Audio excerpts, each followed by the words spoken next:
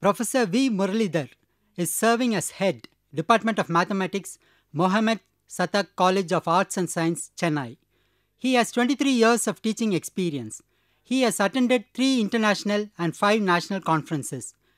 He was a resource person at the Mohammed Satak Teachers Training College in Chennai in 2012, where he spoke on History of Mathematical Genius Ramanujan.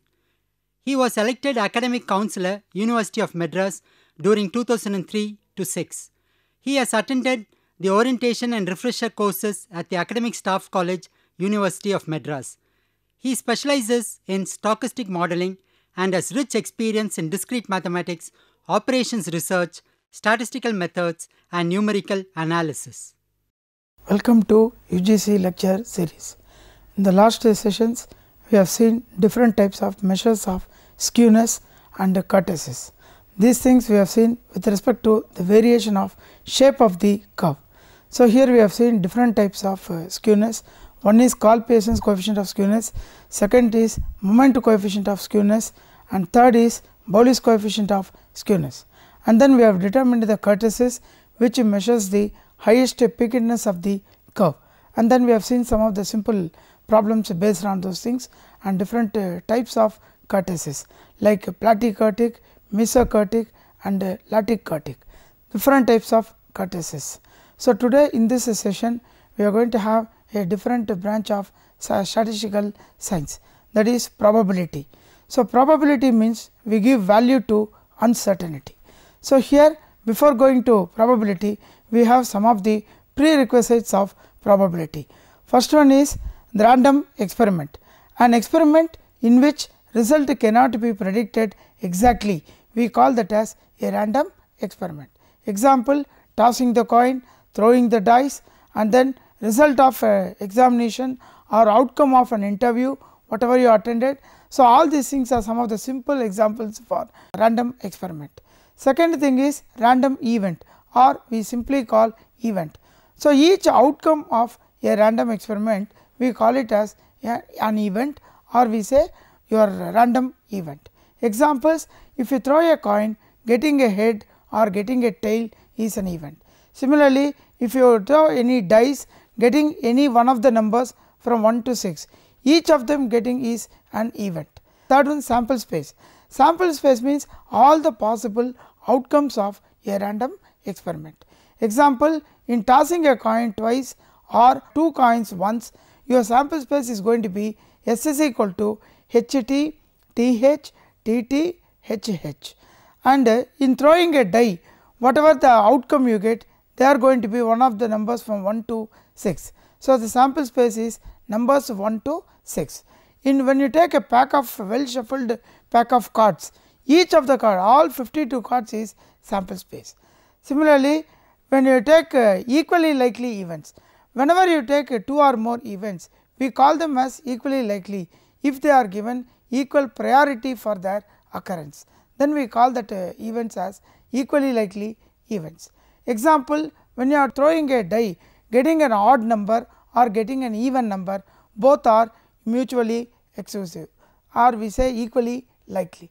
Similarly, getting a spade card or an heart card or getting a clavered card in a well shuffled pack of cards, that is also equally likely.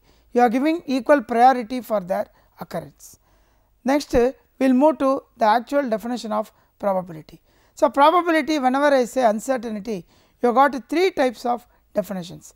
First one is classical probability, or we say mathematical probability. Second one is subjective probability, and third one is statistical definition, and the fourth one is modern definition, which we call axiomatic approach of the probability. Now, let us see one by one. First one is classical definition. Whenever you take possible outcomes, if they are equally likely, then the probability of an event, which we represent by P of A, it is defined as number of favorable cases divided by the total number of outcomes in the sample space. So, this ratio is called probability of an event. Subjective probability. So, here the probability occurs with respect to the subjective characteristic. It is defined as probability of occurrence of an event based on subjective characteristic. Example, probability of getting heavy rain, it depends on the subjective characteristic, that is weather conditions. Similarly, probability of a student getting a university rank, it depends on the subjective characteristic, that is hard work and preparation, etc. Then third one is statistical definition, or we say limiting probability. So, whenever you got n to be very large, then probability of such any event A is defined as limit of number of ways of n tending to infinity divided by the total number of outcomes.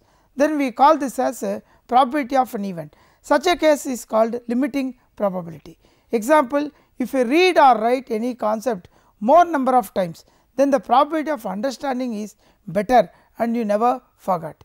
Similarly, if we type more number of letters in a page, then probability of getting a defective letter is always positive. Fourth one, we will see modern definition of probability. So, in this case, for any event A, probability of A is defined as number of elements favorable to A, which we denote by n of A, divided by the total number of elements in the sample space, which we denote by n of S. Next, we will see some of the simple axioms of probability. First one is probability of any event is always non-negative. Second one is probability of a sure event is always 1, it is denoted by P of S. Similarly, probability of an impossible event is always 0, which impossible event we represent by phi. So, P of phi is always 0.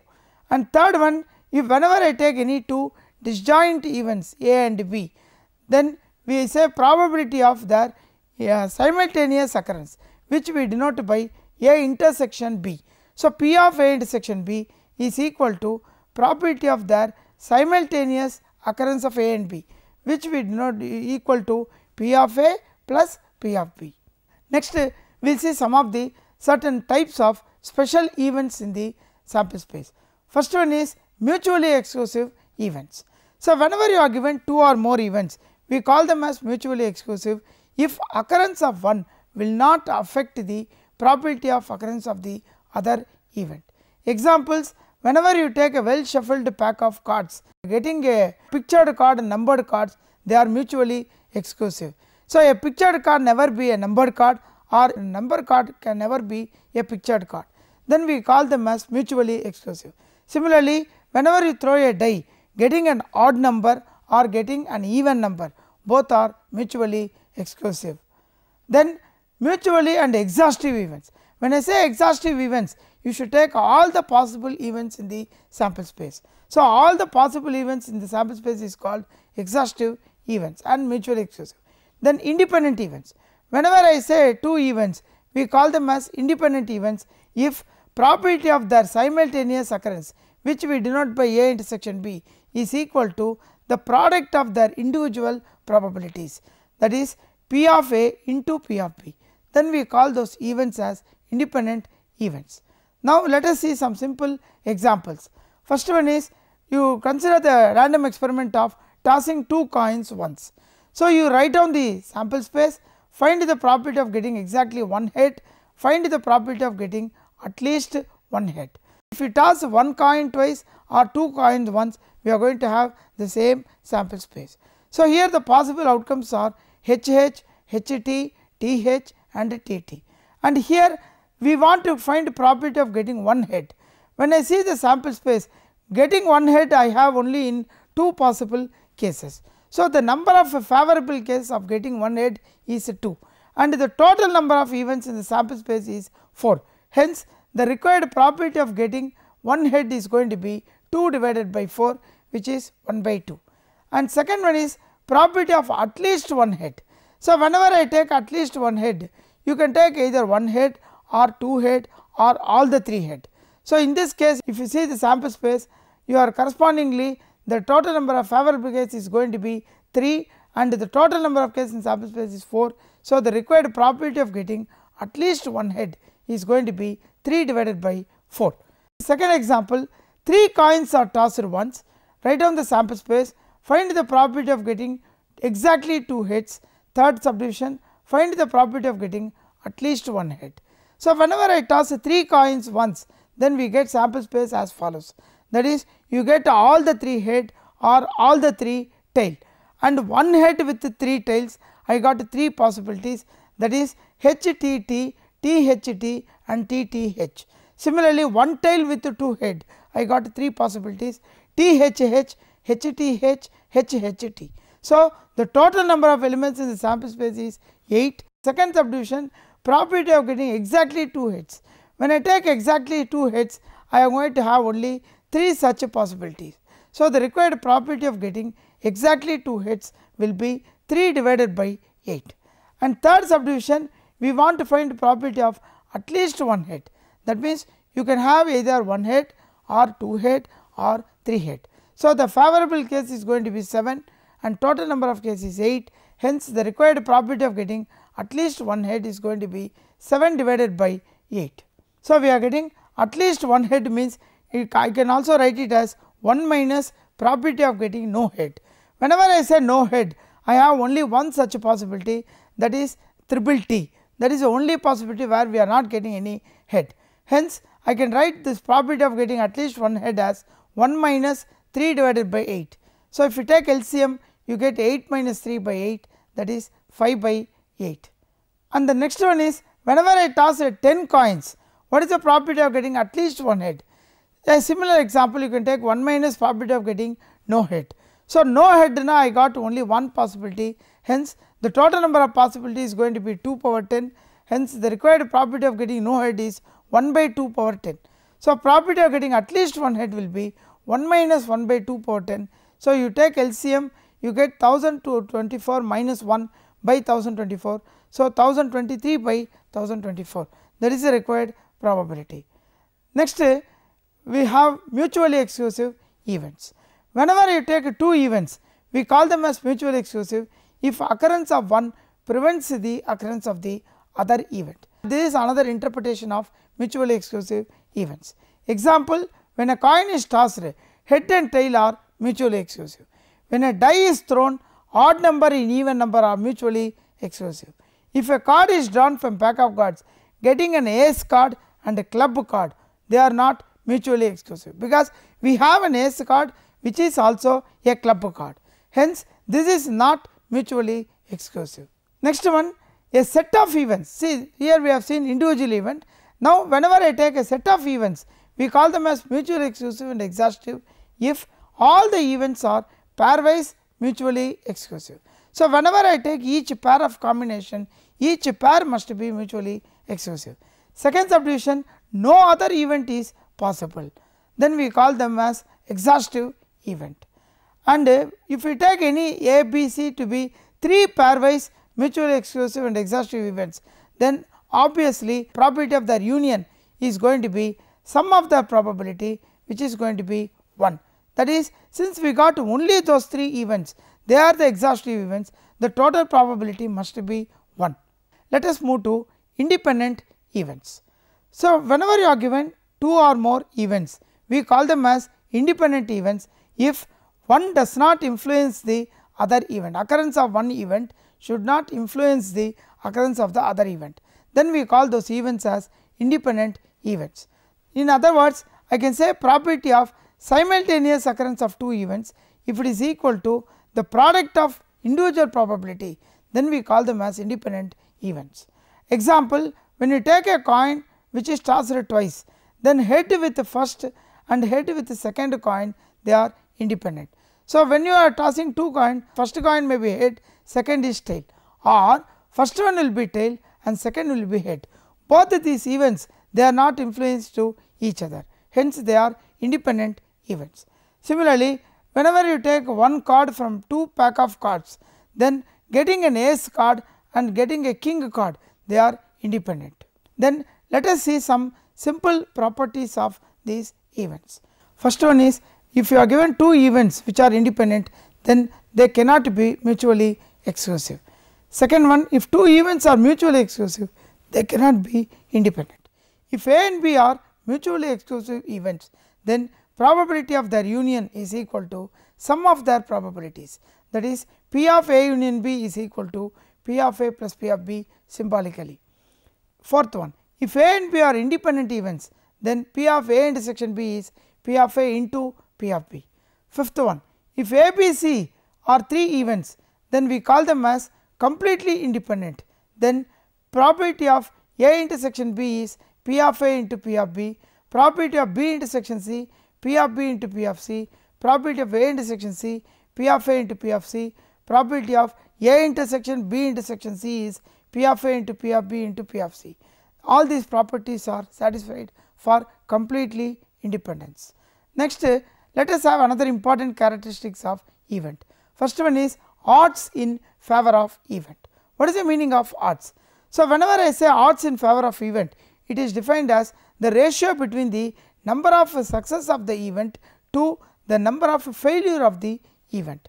So, whenever I take a ratio of success to failure, then we say odds in favor of the event, and if A and B are number of successes and failure of an event of their odds which are in favor of A, whose ratio is A is to B.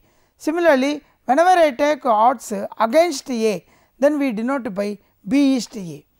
And example, odds in favor of an event A is 2 is to 3, then your probability of A is going to be 2 divided by 2 plus 3, that is 2 by 5. Similarly, whenever I say odds against an event B, if it is 5 is to 4, that means the required probability will be 4 divided by 4 plus 5, that is 4 divided by 9. Next we will see another important characteristic of your probability, that is addition theorem of probability. Whenever you take any two events A and B, then probability of their union P of A union B is given by P of A plus P of B minus P of A intersection B.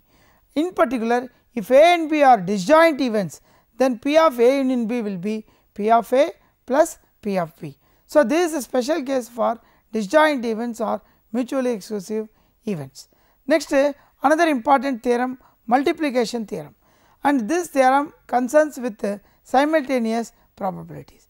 If A and B are two independent events, then probability of A intersection B will be P of A into P of B. If A and B are two dependent events, then how we define probability of A intersection B? It is defined as P of A into P of B by A. Similarly, I can also call it as P of B into P of A by B, where your P of A by B is P of A intersection B divided by P of B if P of B is not equal to 0. Now, let us see some of the examples of what we have studied today. First one, when 3 coins are tossed, find the probability of getting at least 2 heads. So, your sample space is going to be triple H and 1 H with 2 T, where I got 3 possibilities, 1 tail with 2 H, again I got 3 possibilities, and finally all the 3 heads. So, the probability of at least 2 heads is going to be 1 divided by 2, because at least 2 head means you can have either 2 heads or 3 heads. 3 heads na I got only 1 possibility, 2 heads na I got only 3 possibilities, 1, 2 and 3. So, 3 plus 1 4 divided by 8, which is going to be 1 divided by 2. Next one, 2 dice are thrown, find the probability for the difference of 2 numbers to be 2. So, whenever you take 2 dice, each time when you throw, you are going to get a pair of numbers. So, here the required event is that pair should be such that their difference must be 2. So, since die has got numbers from 1 to 6, your difference is going to be 2, means what are the possible pairs for which the difference is 2. So, here sample space is going to be 1, 3, 2, 4, where you see the difference is divided by 2, it divides 2. Similarly, 3, 5, 4, 6, 3, 1, 4, 2, 5, 3 and 6, 4. So, in all these cases the difference of 2 pairs is going to be always 2. Your number of favorable cases is going to be 4 plus 4, that is 8, and total number is going to be 36. So, required probability of getting the difference to be 2 is 8 divided by 36, or 4 2s are 8 and 4 9s are 36, hence we get 2 by 9. Next one, 2 dice are thrown, find the property that sum of the two numbers is at least 4. So, as before, here you got two pair of numbers, and here your summation should be such that their sum will be at least 4. That means, either it can be either 4 or 5 or 6 or 7 or 8, you can go up to 12. So, in this case at least 4 means 1 minus probability of getting the sum to be less than 4. Whenever I say less than 4, your sum should be either 1 or 2 or 3. So, the number of such favorable case is going to be only 3. Hence, the required probability is going to be 3 by 36. So, the required probability that sum is at least 4 is 1 minus 3 by 36. Taking LCM, you have 36 minus 3 by 36. So, 33 by 36, or you get 3 11s are and 3 12s are. So, the required probability is 11 divided by 12. Now, let us go to example 4. Whenever you choose a leap year, find the probability that there are 53 Sundays or 53 Mondays.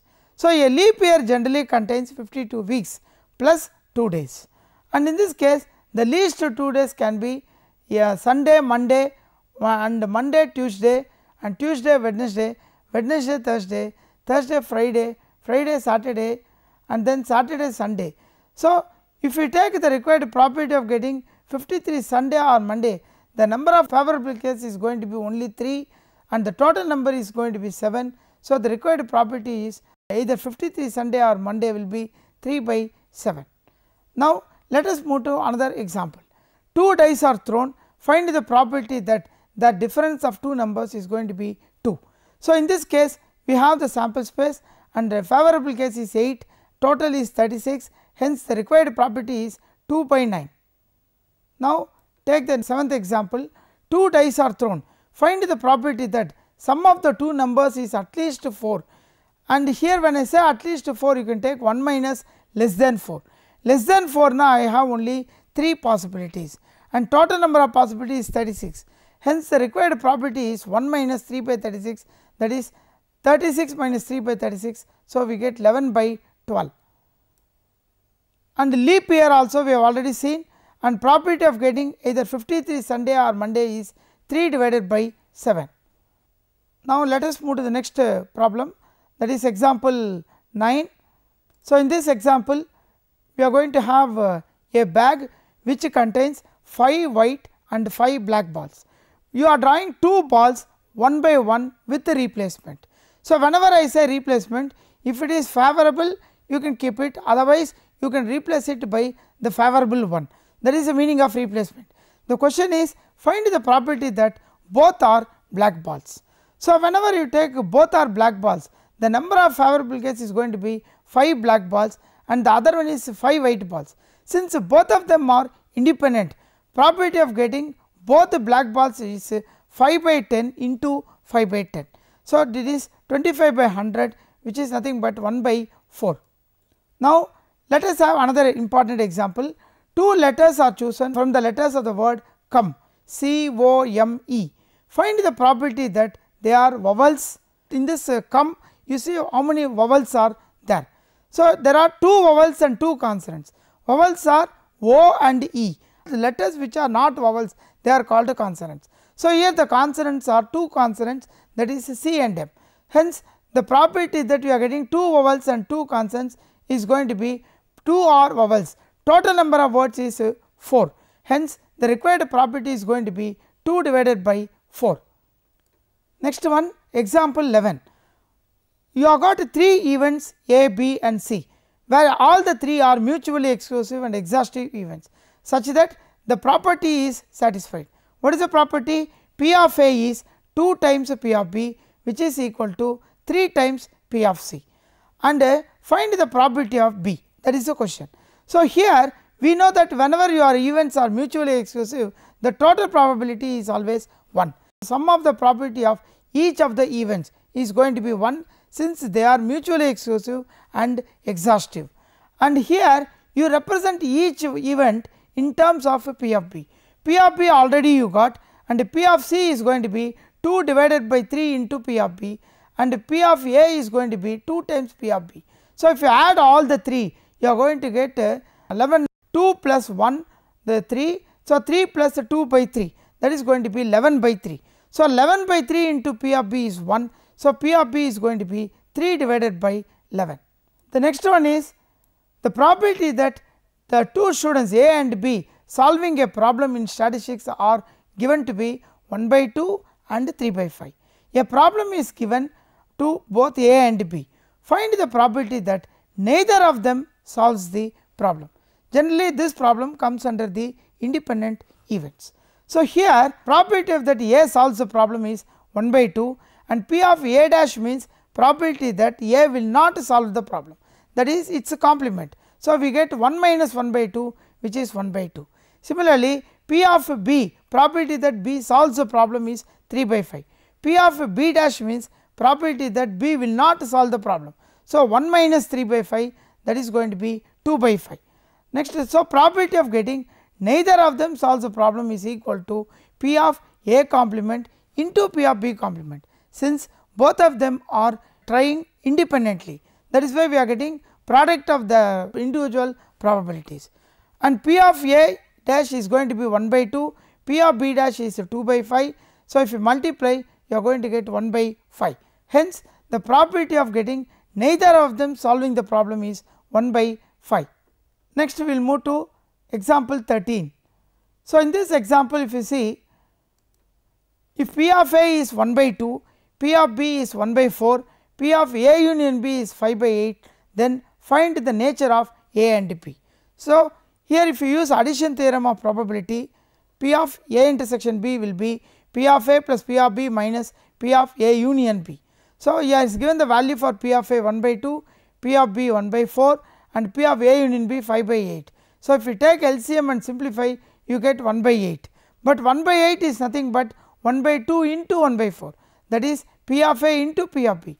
Hence, we got P of A intersection B to be equal to P of A into P of B. Hence, the events are said to be independent events. The next one is you have got example 14. See, in this example, if you see, in a group of students 30% failed in economics, 40% failed in mathematics and 50% failed in both. Find the probability that a student selected has passed in maths given that he has passed in economics. So, here you have to determine the conditional probability. First one is probability that he passed in economics is 70%, probability that he passed in maths 60%, probability that he passed in both is 50%. Hence, probability that he passed the mathematics knowing that he has already passed the economics is given by conditional probability. So, it is 50 divided by 70. So, if you simplify, you get 5 by 7.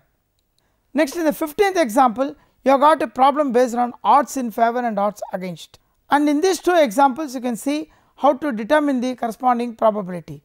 And let us go to the exercise problem. So, here you have simple exercise problem where the exercise is based on the independent events and your corresponding dependent events, and you compare with the answer and you get the answer to be 1 by 20 and 1 by 10 respectively. Now, let us have summary. So, in the preceding slides we have seen fundamentals of probability theory, simple axioms, problems and properties. Also, we have seen addition and multiplication theorem of probability. Thank you.